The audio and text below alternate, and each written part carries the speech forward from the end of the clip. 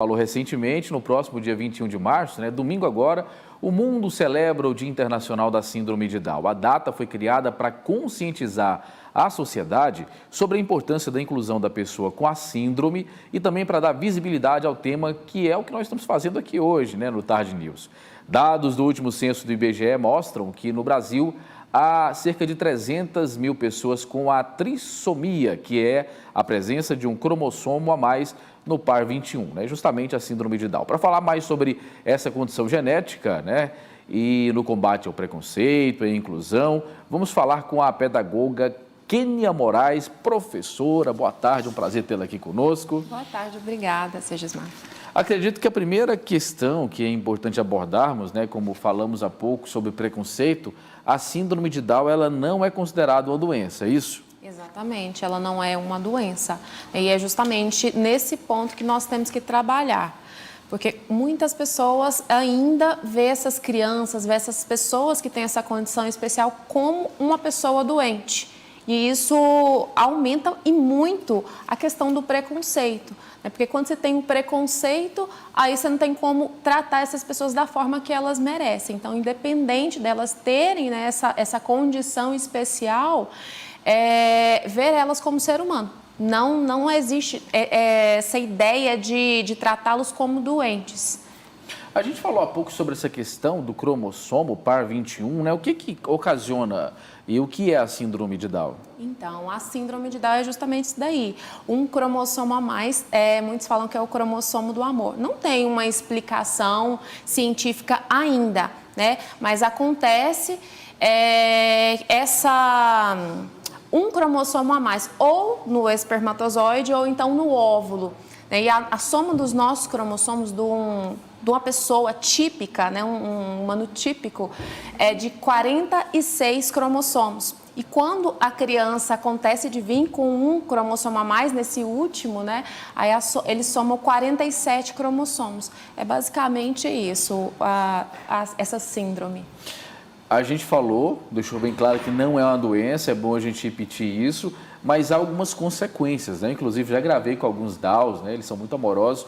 Quais são as limitações e características de quem tem essa síndrome? Eu que já estou na área da educação, Segismar, há muitos anos, há mais de 11 anos, eu vejo, não de falas, não de dados, não de pesquisas, mas de vivência mesmo dentro da área. Existe, na verdade, não limitações. Essas crianças elas vão ter um tempo maior, sabe? Mas elas não têm diferença no desenvolvimento. Elas vão ter um tempo maior. E quanto antes forem estimuladas, mais fácil vai ser o desenvolvimento, melhor vai ser a autonomia dessa criança. Mas ela desenvolve, ela come como as outras crianças comem, elas brincam como as outras crianças brincam, elas aprendem como todas as outras crianças. Claro que isso também vai depender do grau, da síndrome dessa criança, como que ela é. Às vezes vai ter uma que tem menos, entende? Mas então a parte cognitiva em geral ela não é tão afetada então?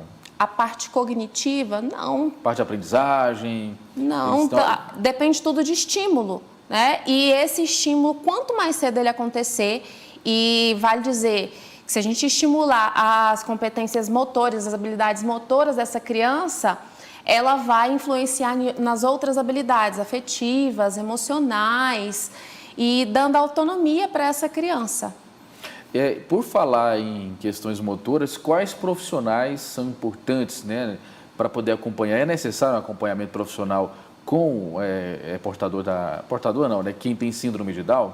É importante que tenha esse acompanhamento, mas tudo depende também da condição da família. A gente sabe que no país que a gente vive é muito difícil essa questão, mas quanto melhor essa criança for assistida, tiver uma equipe, um terapeuta ocupacional, um fisioterapeuta, musicoterapia, tiver inserida no ambiente escolar. É necessário? Fonoaudiólogo, excelente. Eles têm dificuldade de falar?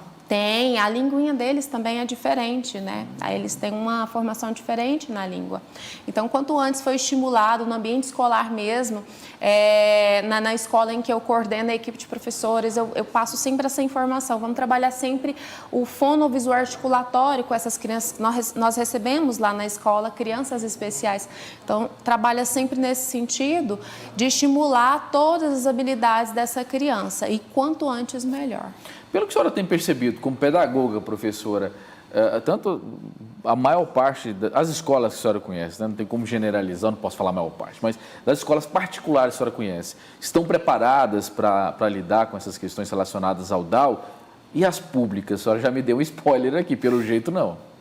As públicas eu não tenho tanto esses dados não, Segismar, porque eu trabalho na rede privada.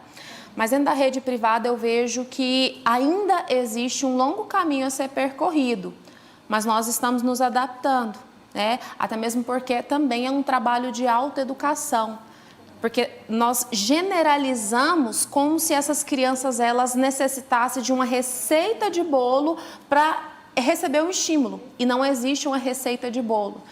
E nos tempos que nós estamos vivendo, tem falado tanto de empatia, de educação respeitosa. Então, a gente tem que fazer também uma autoeducação. Então, não é só uma educação com essa criança para ela desenvolver, é uma autoeducação. Entender que essa criança, não adianta eu pegar uma receitinha de bolo e fazer com ela que vai dar certo.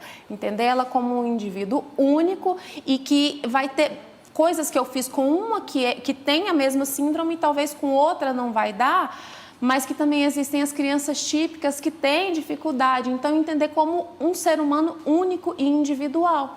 Não tem uma receita de bolo. Então, é um processo, é um caminho longo a ser percorrido, mas que vem sendo percorrido, vem sendo trilhados. Eu vejo todos os profissionais da área que eu conheço têm se empenhado em buscar conhecimento, em se profissionalizar e atender de forma humana, que eu acho que é o mais importante, atender de forma humana, entendendo o que é a minha função, o que é a função da família, o que nós podemos fazer juntos com foco nessa criança. E quando a gente vê na reportagem ali, né, a maneira como a Liz expressa, a gente percebe que o que a senhora falou realmente é verdade, é o cromossomo do amor. Exato. Próximo domingo, 21 de março, será celebrado o Dia Internacional da Síndrome de Down.